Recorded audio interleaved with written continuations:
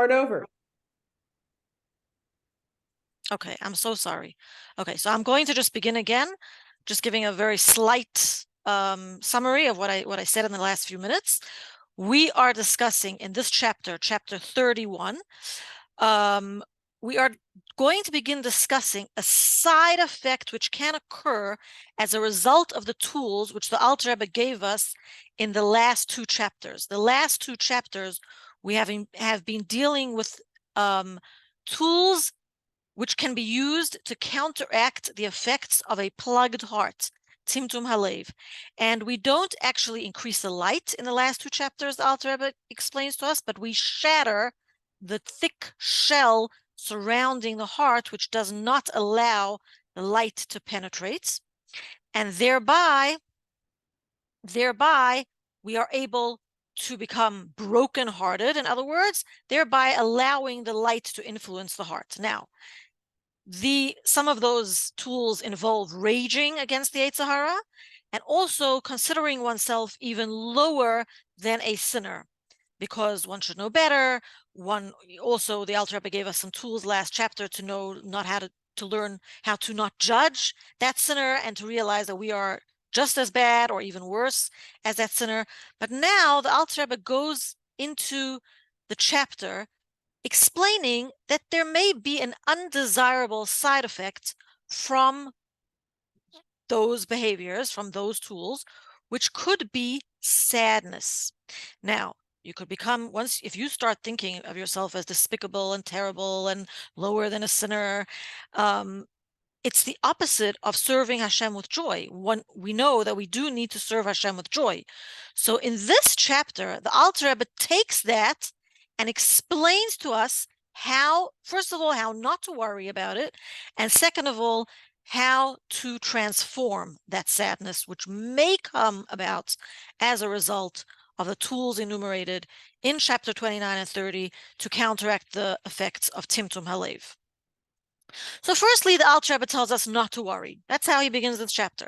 Don't worry about it. If you see yourself becoming sad as a result of these tools, and let's remind ourselves that these tools are not an all-day, everyday kind of technique. They are only to be used in very specific instances at appointed times. But if you find yourself becoming sad, don't worry, the Alter Rebbe tells us, because firstly, sadness over spiritual concerns comes from the good in the klipas noiga.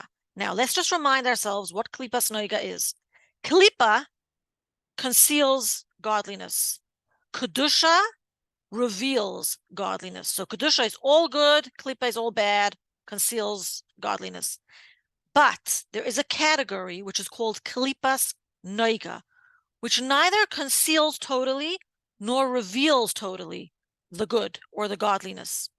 So klipas noiga is kind of a neutral territory. For example, permissible activities, eating, sleeping, exercising, getting a parnasa, etc., are usually within the realm of klipas noiga. So they could be used either for kedusha or can unfortunately be dragged down into impurity. But it is a mixture of the two. There is good and bad. There is holiness and unholiness. So when we say that you are sad because of a spiritual concern, the Alter Rebbe tells us that sadness from a spiritual concern comes from the good part of klipas noiga. But since it is still klipa, right, and klipa does conceal godliness, especially, klipas noiga somewhat, one should only be sad at appropriate times. So the Arizal, who was a Kabbalist, he enumerated sadness. He said sadness should be done at the time of confession. So, after the Amidah, after Shemoneh Esrei, when you daven, and most often when we say Shema at night, we also include the confession. That is an appropriate time for making a cheshbon hanefesh of your deeds that day, and perhaps becoming sad over spiritual concerns, but not during Torah study or davening or performing any of those mitzvahs. If sadness comes about, and we've mentioned this before, if it comes about during the day just for no reason, or in the middle of your service of Hashem, in the middle of davening, in the middle of you doing a mitzvah, then you know that that sadness is not real, not from spiritual concerns, and you should throw that sadness out the window. But sadness from spiritual concerns, says the Alter Rebbe, can actually be useful, and you shouldn't worry about it. So how could it be useful? The sadness which comes about as a result of a critical evaluation of oneself is necessary, actually, because what are we doing? We're doing something very interesting the Alter Rebbe introduces us to in this chapter. We are using Klippa itself. We are using an aspect of Klippa to fight Klippa. Have you ever heard of the expression fighting fire with fire? Here is an example in the Tanya of fighting fire with fire. We are now going to use Klippa itself to fight Klippa, which is why in the last chapters we didn't say, oh, let's use goodness to fight the bad. In order to penetrate the hard shell protecting the heart, let's use an enormous amount of light. No. Here we are going, and I'm going to explain how that works.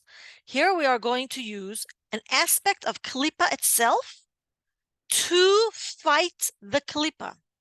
And it's what our sages tell us, it's similar to what our sages tell us, that in order to chop wood, in order to chop the trees in the forest, we actually create the axe from the trees itself. We create the axe which fells the trees from the wood in the forest itself. We fight the Klippa with something recognizable to the Klippa.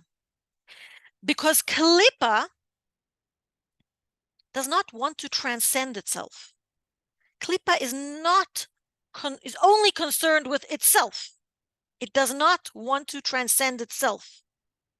But spiritual matters, sadness over spiritual matters, we can transform this part of Klippa, which is causing sadness, which is causing a timtum halev, and we can access the benefit of the sadness. Now, remember, we have mentioned as far back as chapter 26, that out of sadness, we can derive a benefit. Not that sadness is good, but it can be a means to an end, because joy, which comes as a result of the sadness, is a greater joy, right?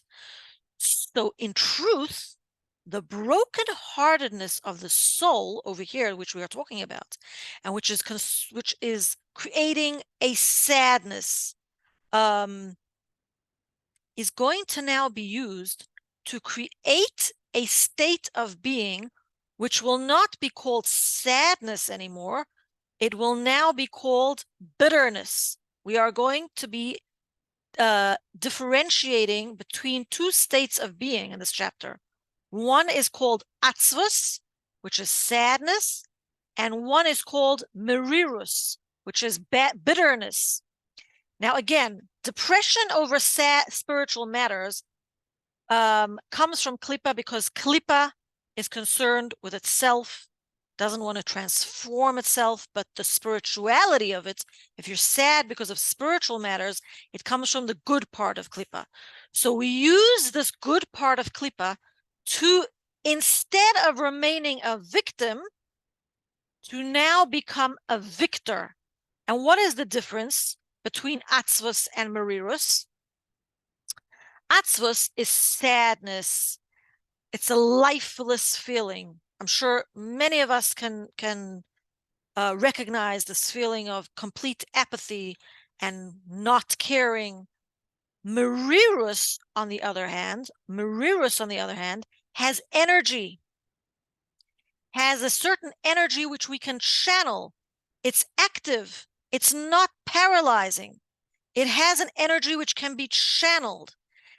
It comes from the holy part of Gevura, severity. Joy comes from Chesed.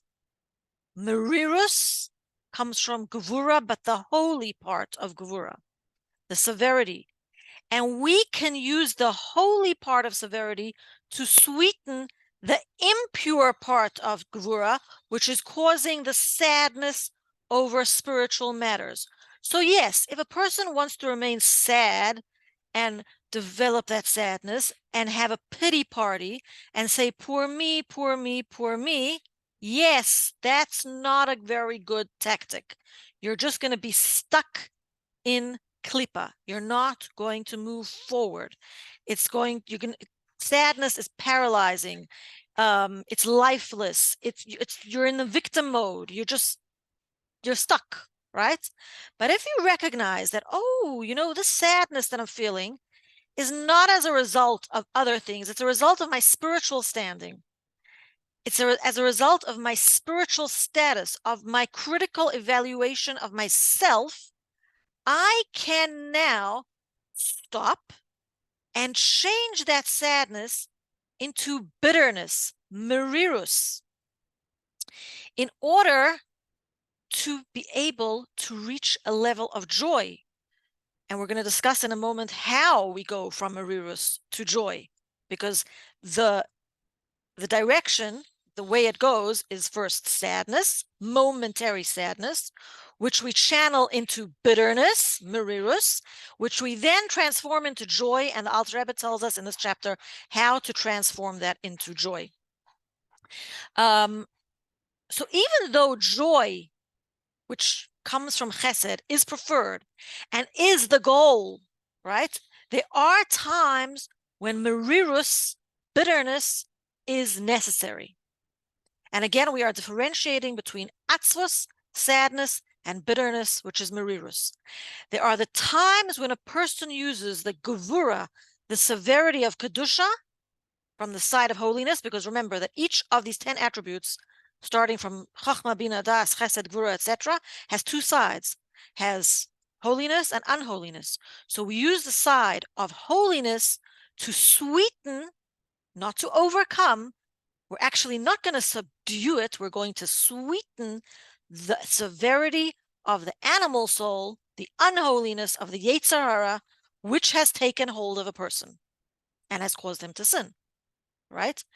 So, which is why the Razal tell us, our sages tell us, La'olam yargiz adam Yetzer, that the Yetzer Toiv, the good inclination, should always be incited to anger against the Yetzer Hara. Remember, we spoke about this tool, raging against the Yetzer Hara. Why?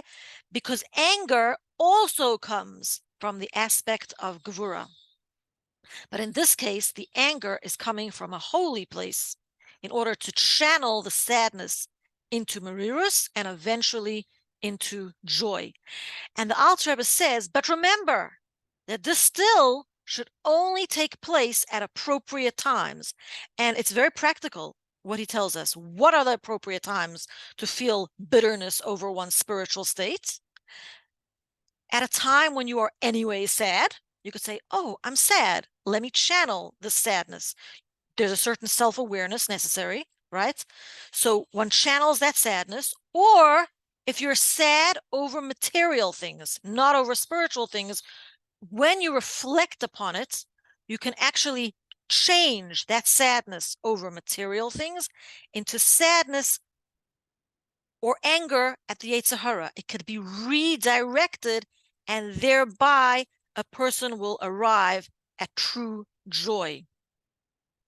And this is really the difference between, firstly, being stuck in victim mode and transforming that into victor mode. In other words, instead of life happening to you and sadness overcoming you, you are now going to be in charge. You are now going to redirect that into an energizing bitterness that's really going to propel you forward, right? And you attain thereby a freedom from the sadness, which actually causes a person to arrive at true joy. Now, here is the question: how? How does this occur? And this is the crux of this chapter and the crux of this technique. By the Benoni, or the potential Benoni, beginning to disassociate himself from his animal soul. and realizing that his animal soul is not his true self, which, by the way, is a precursor to chapter 32, which speaks about Ahavas Yisrael, how we can love a fellow Jew. This chapter shows us how the Benoni, or the potential Benoni, who is feeling sadness over his spiritual self, spiritual concerns, and that sadness can sometimes transform into a paralyzing sadness.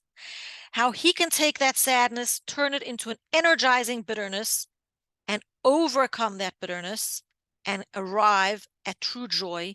He has to disassociate himself with his animal soul. How do we do that? One realizes that truly, even in that person who sins, the person who we mentioned in chapter 30, and we said you are no better than that person. But even in that person, in the Kal Shabakalim, the person who sins in even very light sins, there exists a neshama which is a chelek Eloka mimal, a part of Hashem, a direct part of Hashem. But the problem with this neshama is that it is in exile within your body. It is limited by your body, and it is this is the reason why you feel so far from Hashem. This is the reason why you are feeling sadness. And instead of feeling self-pity, we're now going to do a transformation.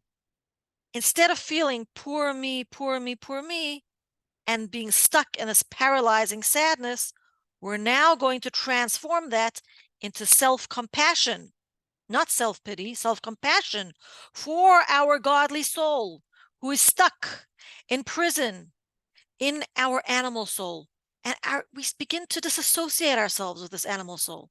So all that raging of the Yetzer Hara, at the Yetzer Hara, and the calling the Yetzer Hara despicable names, and that's not my true self. That's not really me. The further I am from Hashem, the greater the exile, the greater the galus.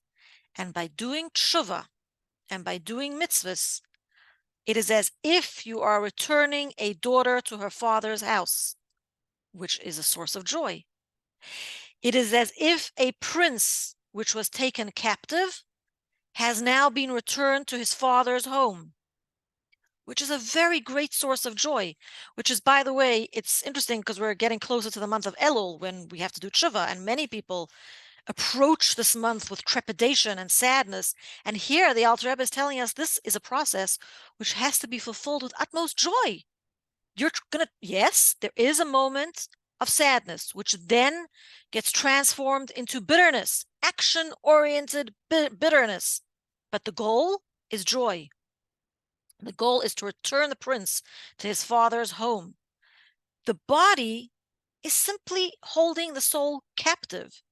And even though the soul remains in captivity, right? You're doing mitzvahs, but since you're not yet a tzaddik, and that is not the goal to become a tzaddik, you're a Benoni or a potential Benoni, and the soul remains in captivity, it is still a source of joy, very similar to that of when the Bnei Yisrael, when the nation of Israel left Egypt. The Alter Rebbe brings this example, telling us that when the nation of Israel left Egypt, which was a source of imprisonment, right? It was a galus, it was an exile. It says, Ki barach ha'am, the nation ran away. They escaped very, very fast. One would imagine that, they would have gone out slowly, confidence in their abilities to escape Mitzrayim after having witnessed all the 10 plagues that Hashem brought upon the Egyptians. But no, they ran out of there. Why? Because their souls wanted to be free, but the bodies were still in captivity. And that is why after the exile of Mitzrayim, there were many various exiles and why we are still in exile. But when Mashiach comes, our bodies and souls will be redeemed from exile. But that's why you can feel sadness for your soul, which is in captivity in the body, but at the same time, you can feel joy because you are redeeming your soul from the body by studying Torah and performing mitzvahs.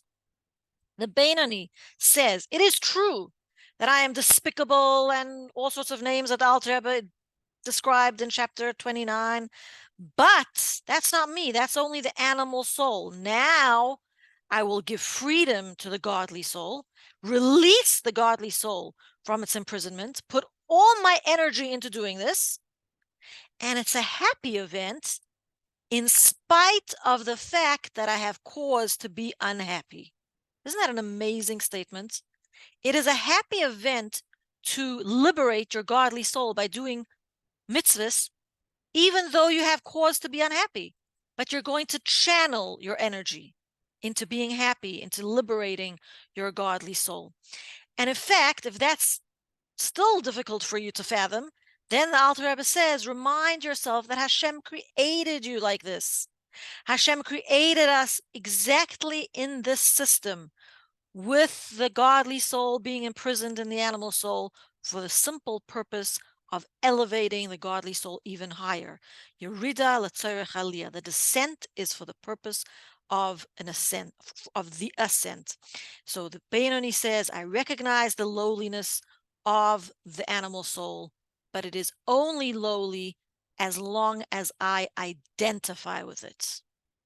Now, in order to overcome the sadness and the merirus, because even though the merirus, the bitterness, is necessary, we want to transform that into joy, the Beinoni starts identifying with his godly soul, liberating his godly soul from the animal soul, and this is a source of true joy.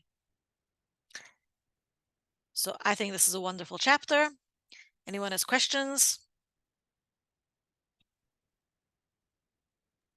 I totally have questions. Okay, so this is a hard chapter for me. I'll tell you why. Because bitterness to me is a really ugly state. And Okay, so before you bitterness, continue, yeah, and I want you to continue, I should have reminded everyone, many terms used in Tanya, we are used to thinking of in a different way, uh-huh. in the language which we use. But bitterness of Tanya is not necessarily the bitterness which you know of, right? Bitterness of Tanya is energetic, but it is dissatisfaction with one's spiritual state. Okay, now you can continue. So you know what I need? I'm someone who needs like a visual, like an example that takes you through sadness and bitterness, because the ultimate, so for me, bitterness is very egocentric, right? When you're bitter and you're angry and you see these like people, they wear it on their faces, and there's like it's very inward Yes, focus. right. Sadness can be just this thing that gets dumped on you almost. It's, yes, it comes from inside, but there's like this heaviness, this, so almost like an outside feeling. So if you could take like a real concrete example from sadness to bitterness to joy, that would be super helpful for Okay, so me. first of all, let's remember that this chapter is talking about spiritual bitterness, bitterness over spiritual concerns, not over material things, and not depression, which comes as a result of a chemical imbalance in your brain or for any other reason, right? It is, but the Alter Rebbe warns us that even over spiritual concerns, one can be stuck in the sadness part. We can say, "Oh my gosh, poor me." And this is purely Yetzer Hara tactic. You're just not growing. You're not growing in your spiritual concerns. Look how stuck you are. You think you're so holy, but really you're a hypocrite. That is like our voice, our self-critical voice talking to ourselves, right? Which can cause a sadness. And that sadness is okay, says the Alter Rebbe, as long as it's momentary. As long as you change that sadness, instead of feeling pity, you feel compassion for your animal soul. So you say, yes, it's true. Maybe I'm not growing, but that's not really me. I am my godly soul. I'm going to start disassociating with that. I don't want to stay at this level that I'm at. That's bitterness. That's dissatisfaction with where you are without a heaviness, but with a motivation to change. That is what the Tanya calls bitterness. So instead of saying, well, okay, so let's say these thoughts, right? And the conversation you have with yourself. So you say, okay, wow, I'm like such a hypocrite. I don't daven every day, or, sometimes I'm not careful with kashrus laws or laws on Shabbos. I'm such a hypocrite. I should be better. And if you dwell on that, you could really get stuck at the sadness level. So then we know that awareness is a precursor to choice. Awareness always gives us that moment of choice. We can choose. We can say, should I stay stuck and wallow in my self-pity? Or am I satisfied with where I'm at? Or can I change? I can change. I can change. You know why I can change? Because I have a godly soul. I'm not going to stay stuck. I have a godly soul. I am going to put all my energy into liberating my godly soul from my animal soul. So I'm going to spend all my time. Yes, I have reason to be sad. I have reason to be not joyful, right? Because of where I'm at. I could be a lot better, but I'm going to put all my energy into freeing my godly soul from my animal soul. How do I do this? By doing mitzvahs, by studying Torah, by putting energy into davening. Does that help somewhat? More confused. So the bitterness of this of that one feels in this chapter is not that bitterness that we recognize in other people who are just feeling a lot of self-pity. The bitterness that you recognize is people who say, I've really had a hard life. Like Hashem has dealt me some hard blows, and I've had a hard life, and I'm stuck. So I'm gonna stay bitter, right? By the way, the goal is not to stay bitter, even over spirituality. The goal is joy. The goal is joy. Why is it called bitterness? Rather call it resilience, passion, positive passion. Why is it called bitterness? Because passion maybe doesn't come from gvura. Bitterness comes from gvura. So what happens is that we fight the sadness with bitterness. We fight klipa with klipa. We take the unholy side of gvura and we fight it with the holy side of gvura. So merirus is moving towards holiness. It's not yet holiness. It's the good part of the klipas noiga, but it's resilience, passion, all these wonderful things come from chesed, not from gvura. The goal is resilience and passion. And by the way, there is a certain passion in gvura. There is a certain passion in merirus. It's an ingredient of merirus, but we can't say that merirus is passion. It's a passionate desire to change. Yes, we can't change without wanting to change. That's merirus. That wanting to not stay stuck, that wanting to not stay imprisoned in our animal soul. I just want to add one. Oh, sorry. Okay, 1 second. Go ahead, Kaisar, and then we're going to get to you, Mindy. Just that when you were talking about bitterness coming from Gevura, it was really hard for me to hear because I'm a very Gevuridic person. So it was like, oh my gosh, but now that you're explaining it, it's like, it's not scary anymore. But and I identify with that because I'm also a Gvura person. So I can identify with that. I can identify with that. And sometimes that Gvura has to be fought with Gvura of holiness, which brings joy, right? Obviously, the eventual goal is to join Chesed and Gvura and all sorts of wonderful things. Yes, Mindy. No, I'm so to me, Shalamis, go ahead. Marius brings us to bittul. That's the difference between atzvos and Marius. Like atzvos is like coming from our gaiva and from our nefesh habahamis, but Marius is coming from a bittul, like a nullification to the Eibishter. Like I feel Hashem, like this trait makes me feel whatever that I'm dealing with. It's making me feel Marius that I'm, about myself. So that's a different thing, right? Hashem gives us all our character traits. Everything that we have that Hashem gave us can be used for good or bad. And Hashem gave it to us for us to use it for Avodas Hashem. Like it's not necessarily a negative thing. No character traits are a negative thing. Gvura is not negative. Okay. So Gvura is not negative, but there are negative character traits. That is that the Alter Rebbe does. But even our negative character traits are there. Even our negative character traits are there to overcome our whatever challenges that we're going to have in our life to overcome that to make us be a better person. The Abishter wants us to have challenges. The Abishter wants us Yes. to that's why Hashem made us a Benini. Hashem wants the Avodah of a tzaddik. He wants the Avodah of a Benini. What's the Avodah of Benini? Is to take our character traits, even if they're negative, and use it for Avodah Hashem. Like everything can be used for Avodah Hashem. Right. So you're saying to redirect it. Exactly. So this is the case. Let's say, for example, in the example that the Alter Rebbe brings over here, that the Yetzer Tov gets angry at the Yetzer Hara. Now, anger is not usually seen as a good character trait, but in this case, the anger gets redirected. Because anger comes from Gevura, it fights the Gevura of the Yetzer Hara as well. So it's the holy anger fighting the unholy anger in this case. Now you mentioned Bittul. Yes, Bittul is of course the way that Bittul is the goal of the Beinoni, right? And how we arrive at Bittul is by realizing that we are nothing, and that's the whole Shar Yichud V'Emunah. But the Alter Rebbe doesn't specifically state in this chapter about Bittul. Yes, we can use Bittul. Of course, we don't only have to use the tools in each chapter alone, but over here, we're not actually using so much a Bittul, we're using a fire. We're using a fire to fight fire. We're using an energy, and we're actually taking ourselves out of a non-energetic state, because it's the state of Atzvus is a dangerous place to be, because Atzvus, you could get stuck in Atzvus. You could dwell on your sadness. You could become depressed, and the more stuck you become, the harder it is to become unstuck.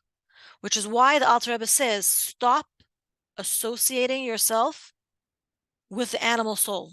This is the beginning of the Beinoni disassociating himself from the animal soul.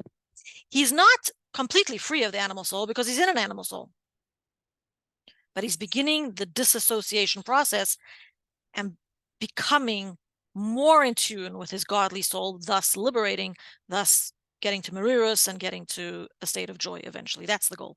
Merirus is between Atzvus and joy. So I'm not sure if you actually had a question or you were just making an observation. Right. Okay. No, I was just trying to figure out the Maria's bitterness, because to me, like, I feel like Maria's could bring you to Anava. That's the goal. Like, I don't know. Oh, for sure. The joy, yes. Maria's can bring you to Anava, because this humility that you feel is a source of joy. Absolutely. Absolutely. It should be a source of joy. Some people associate humility with sadness, like, oh, I'm a nothing, No, the opposite. Right. Bittul with the Abishter. That's what we're supposed to have. Right. Versus Gaiva. So Maria's brings us to a Bittul. Like that leads to Bittul, unlike Atzvus, which brings us to Gaiva. Right, but one has to remember that in this chapter, the goal is actually joy, which comes from Bittul, right? Right. Okay.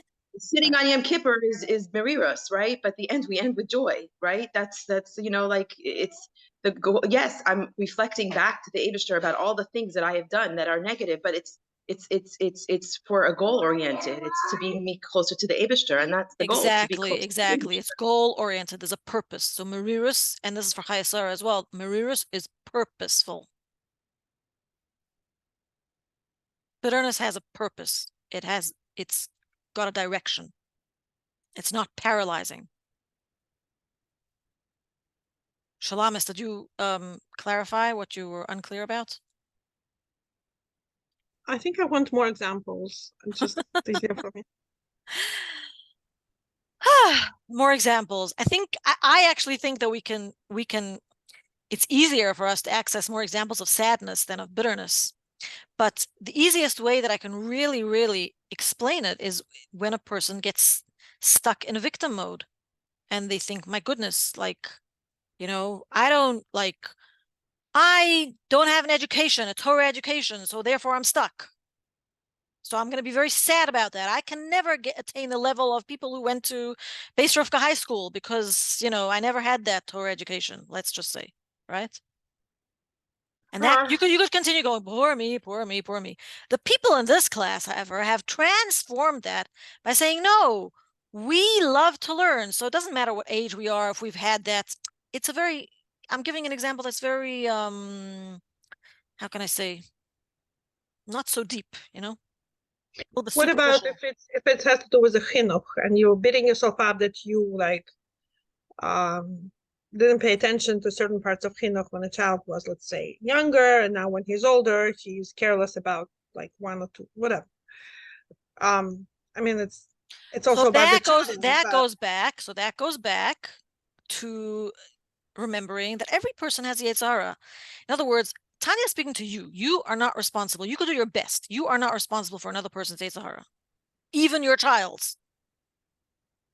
Right? You could do your best with the tools that you had at that time, right? If the Yetzer Hara is beating you up and making you feel guilty and making you feel stuck and sad, then you have to say, okay, so now let me change. Not necessarily that I'm going to change him, but I'm going to change. Right? Not necessarily do you change another person, but we can change. Even if we don't have children of the same age, or, you know, there are things that we learn about ourselves as we grow older and we can use new tools. There's no reason to stay stuck. Stuck causes sadness. Anna, Yes.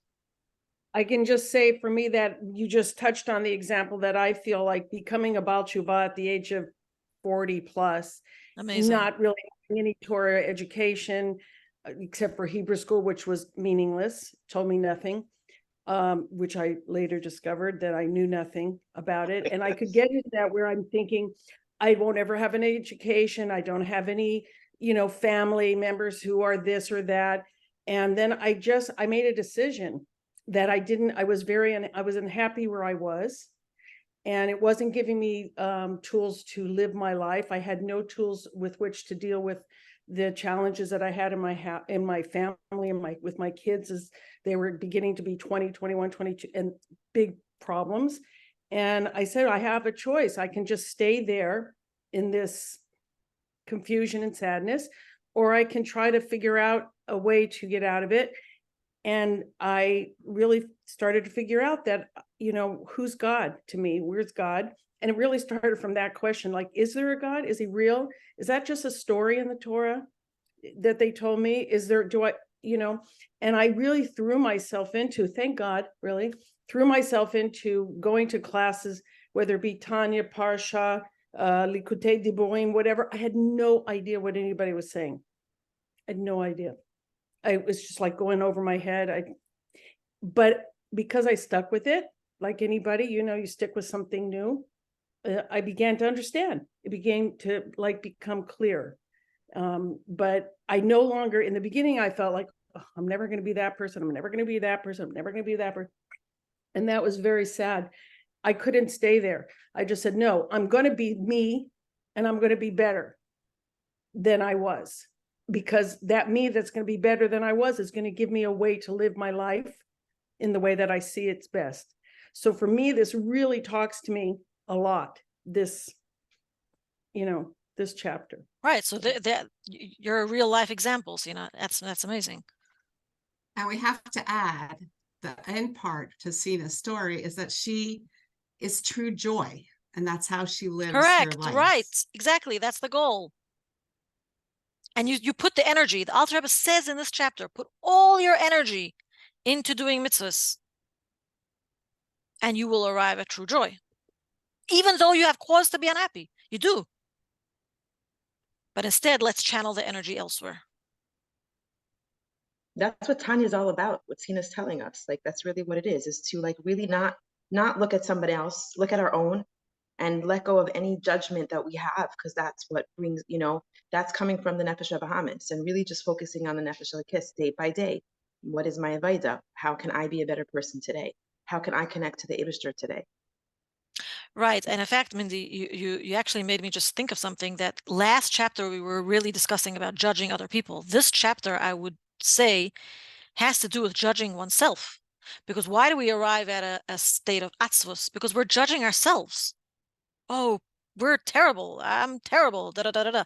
If you think that that's you, then you're going to be stuck in sadness. But once we start disassociating with that and saying, Hashem created me like this, and feeling compassion for our godly soul stuck in the nefesh habahamis and the animal soul, then we go beyond. We go beyond that judgment of ourselves, and we arrive at a state of an action plan of how to get out of that and come to a place of joy.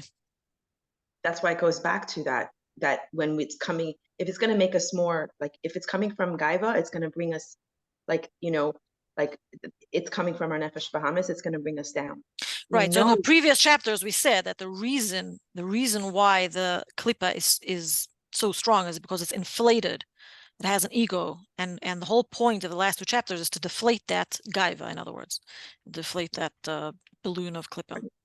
Sadness is okay if it's coming from a place of bittul. Merirus is okay. Sadness is okay if it's momentary, if it doesn't Yes. stay stuck in Right. sadness. We're supposed to serve Hashem with joy. It says clearly in Tanya that we're supposed to set aside time. If it's coming during the day and it's affecting That's our the Vedas, Yitzhara, exactly. that's the Yitzhara. We need to push it away. That's not the right time for it. The right time for it is when we set aside, when we're in the driver's seat. That's the whole thing about Tanya. We have to be in the driver's seat.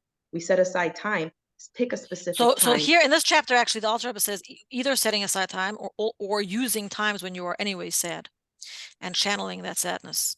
So like, let's say you're sad over something that happened to you, or you're just, a feeling of sadness washes over you during the day somehow. You think to yourself, let me channel that sadness. I just can I say one thing? Oh, I'm sorry, Mindy. I'm sorry. A second. Mindy, you're on mute. We don't hear you. If Merirus is coming in the middle of the day, that's exactly our sign that it's not coming from. No. It's not Merirus that's coming in the middle of the day. It's Atzvus. We're changing Atzvus to change. We want to change Atzvus into Merirus. That's the point. Okay. Merirus comes from Atzvus. It starts off as Atzvus. So we use our Merirus to help us in our attain simcha, attain joy. The goal of Merirus is to get to joy. Okay, what did you want to say, Sina? I think Sina started saying something. Yeah, thanks. I'm sorry, Mindy. I didn't mean to interrupt you. Well, last week when we learned about, in last chapter, about, and I kept saying, okay, pay attention if you say something that's judgmental to somebody else, just pay attention, just like, have it. Anyway, I fell right into that trap on Friday night. We were having this big discussion about just things about Judaism. And one of the young girls at the table said, I never learned that in Hebrew school, and I never this. And what did Sina say? I'm even embarrassed to tell you, but I'm telling you guys because we learned it. I said to her, and this is someone who I love. It's like my goddaughter. I love her, right? And I said, well, you got the wrong Jewish education. That's what I said to her. Can you believe that? I can't even believe I said it to her, but I was so upset because I was not upset at her. I was upset at my own self that I didn't get that Jewish education and that I didn't know these things, but yet I turned it on to her and I said that. And afterwards, I sat there and I thought, and they just kind of went by it and nobody paid attention. It ate me up. I really was so upset about it, like on Shabbos. And I said, I have to apologize to her. I have to ask her to forgive me. I have to explain to her that was not right, that was very judgmental. Anyway, I called her. And she said, oh no, I knew where you were coming from. I love you, Sina. I said, no. I said, listen, that was wrong. That was inappropriate. That was nothing that I should have said to you. It was nothing that I should have even thought. And it was so judgmental. And I'm begging you to forgive me. And I know you said, no, okay, yes, of course I forgive you, right? But I was in a sense laughing to myself thinking, we just learned this in chapter 30. How could I have just jumped right into that? Just jumped into it. But I realized that maybe I've been always jumping into it, but I never knew I was. So self-awareness is the beginning, right? Right. I never recognized that I was judging into it. I never picked out that little comment that was huge, really, very judgmental, not appropriate at all, and not fair. Because she didn't choose her Jewish education. She was a kid like I was. I didn't choose it. It's not my fault, but I just thought it was so beautiful how we can learn here, Tanya. And I'm hoping this every week I get something and makes me aware of something else. And it's just so beautiful. And I really have to thank you and all the people in the class just for being here and sharing. And it's just such a blessing. I'm so grateful. Can I say something? I don't see anything wrong saying that we didn't get the right education. Like you said it how it is. It's not blaming her. No, but I said you didn't get the right education, but it was not, it's like, wasn't appropriate. You should have said just like the education you got wasn't right, not focusing on her. Okay, that's different. I think what Yeah, Shalom that is was saying is that bad. you weren't judging her, you were judging her education. Right. I would But say it the way without I even thinking back. It's so way- normal to tell person you have your information wrong in a nice way, but yeah. No, it wasn't that she didn't have it wrong. She didn't even know it existed. My husband was explaining to her about how every Hebrew letter has a number value and how the numbers connect and how Teva is like Elohim and this and that. And she goes, what? Like she'd never heard that before, never heard it before. So my husband doing the right thing and explaining to her, well, Sarah, it's like Aleph is 1, and then when you get to 10, which is then you say Chav, it's 20, 34. And she was like, he was explaining to her something. I was admonishing her for an education she didn't get that she had no control over. It was different. I felt it was different, very different. He was educating her, loving her, and having compassion for her lack of knowledge. And I was like blaming and, tokef, it wasn't right. It's not right to do to somebody like that. See, can I say something? Sina, what so beautiful about your story is that it could be that she didn't even notice what you said, but it's something that stood away for you. You felt that it came from a place that wasn't from your nefesh elokis. Therefore, you took accountability for it, and you went ahead and you apologized and you corrected it for yourself. And that is the beauty of it to me. To me, I see it like it's something that it could be that it was no big deal for anyone else at the table, but for you, you knew that it came from a place that you weren't happy about. So you took ownership of it and you went and corrected it. To me, that's really Exactly. beautiful. Thank you Yeah, for that's sharing. beautiful, Minty.